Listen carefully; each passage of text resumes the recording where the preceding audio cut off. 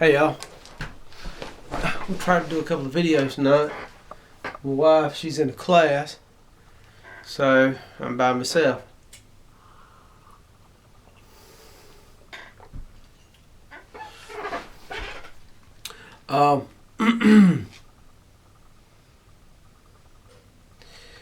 So how I'm going to start this video off is with this. In my years of service as a law enforcement officer, there's one thing that I primarily kept either in a bag or I kept on my person, and I read it a lot. Because I think it's important that persons who take oaths of office truly need to understand what their oath is. And to me it was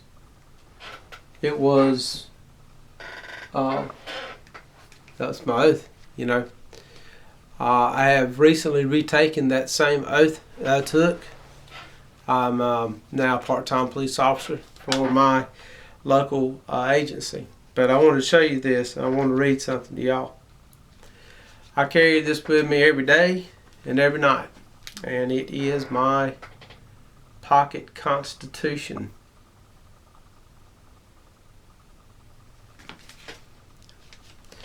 Now, my state's never made a pocket constitution of the state for, I'm assuming. If someone has, let me know, because I'd like to have a copy of that as well. And if you don't know, I highly recommend y'all to read your state constitutions. And you'll find it's amazing how your state's constitution is versus your federal constitution.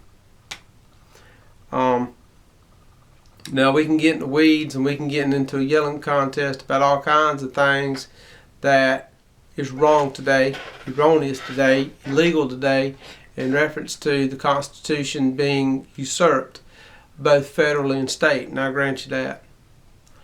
But I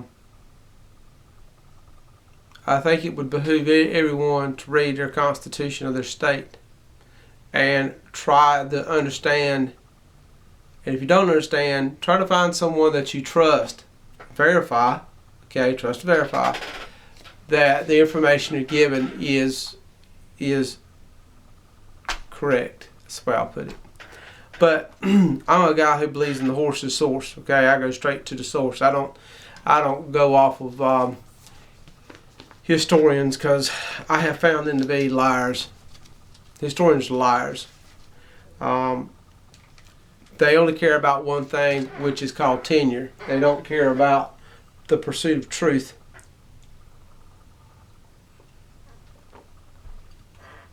And I guess some people could say that my idea of the pursuit of truth and theirs is subjective. I guess all I know is what's being taught today is not what was in the 1700s and 1800s. Especially with the War for Southern Independence. Now, okay, I'm gonna ruffle some feathers. Yeah, the War for Southern Independence. Their second American Revolution, if you want to call it that. Some did. My family said it was the War for Southern Independence that they fought for. If you don't like that, I don't give a flat rat. Don't be on my channel. Go somewhere else. Anyhow, I'd like to read this to you. Congress shall make no law respecting an establishment of religion, prohibiting free exercise thereof, or abridging the freedom of speech, speech, or the press, or of the press, or the right of the people to peacefully assemble,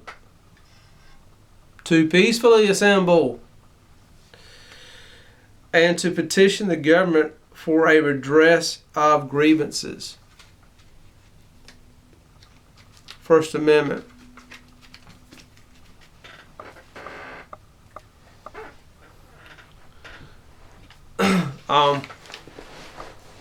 YouTube is coming down real hard on channels that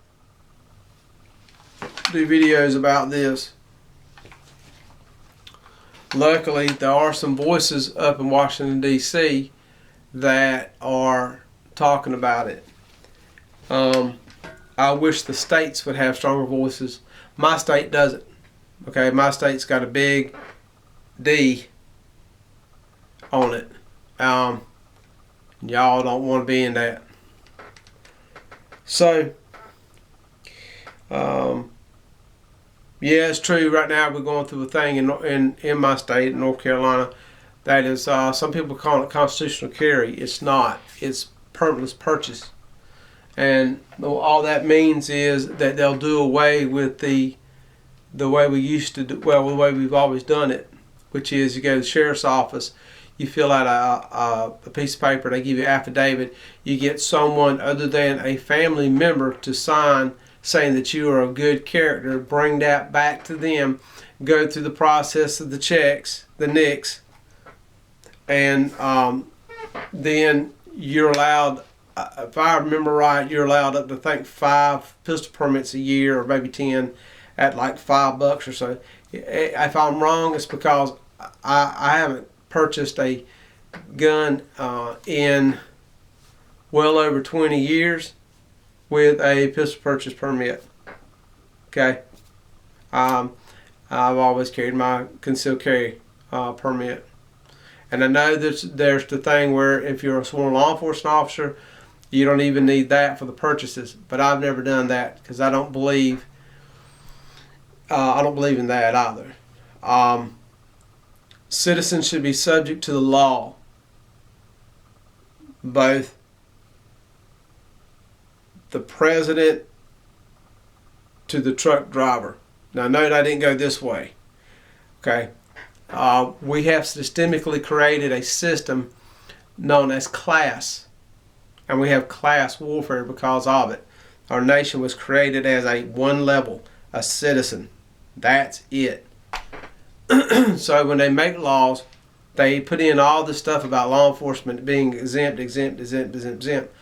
That's a class. You're creating a profession and putting it in a classification, separating it from the body of everyone else. That's a dangerous thing. But anyways, so I just wanted to give you also, running my mouth a little bit, it was on my mind, but I wanted to give you a heads up on nothing new yet, but on an update. So I wanted to update you on my retro AR. It's complete.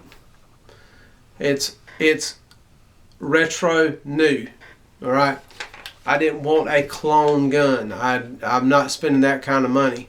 Although I crave an A1, Lord Jesus, I want me an A1 really bad. That new Harrison Richards A1, I really want that thing bad, boy. Anyhow, so this is the latest and greatest, the last of my little doodads on here. The only thing it doesn't have is the light, okay?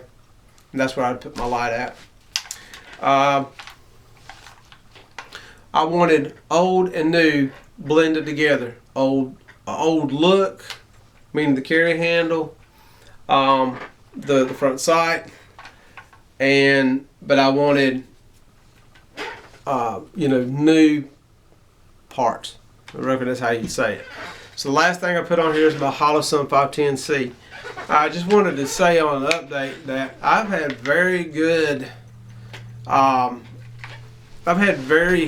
luck with this 510 right here. It has kept itself very true. It's been easy to zero. No, I don't have videos of it due to the fact, like I said, if I'm by myself, I'll video me shooting. But if I'm not by myself, I won't. So you can, I can't verify that with you because I don't own my own range. Okay. It's held up very well for what I've done with it. I've placed it on every AR that I've got, which ain't much, but it's what I got. And 300 blackout and 5.56. Now I haven't put on 7.60 by 39 because I don't have one. I don't have a .60 by 51 NATO. I don't have one. I'm in the poorhouse. You know, I can't afford all that. So, but I would have to say, you know, moving it from this mount to another mount to another mount, riser, 1/3 absolute. It's worked very well. I can't.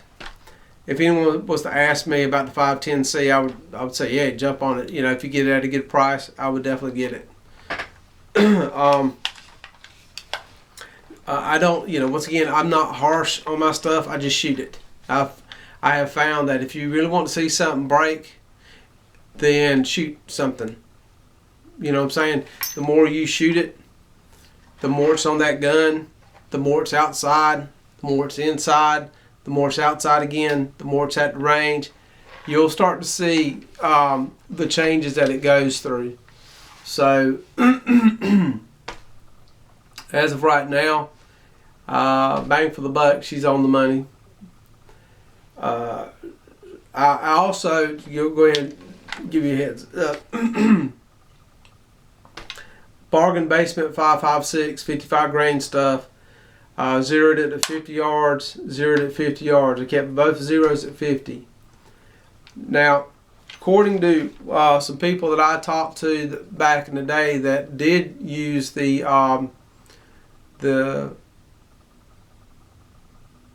pre, hell, I forgot the name of it now. The pre-sock bod stuff. That's how I'll put it. So, a couple of family members of mine, one of them was using the XM177 back in the day, and from the Vietnam War into the 70s, and you know, his time in service was coming to an end as far as like the Green Beret stuff. Okay. But one of the things that I was told, and one of the things that you know, some other people told me too, is they would zero these for short, and they would zero their irons for long. So they would 100-yard zero their irons, and they would short zero their red dot, and that's the way they treated it. So this would be your 100, your 200, your 300, and this would be your 0, 25, 50, 75, 100. That's what I was told, and that's why I did a 50-50. Because I like a 50-yard zero. It's very simple. It's for me, it's the simplest zero that I've ever done. So just to give you an update on the old but new retro 510C. Be back directly, y'all.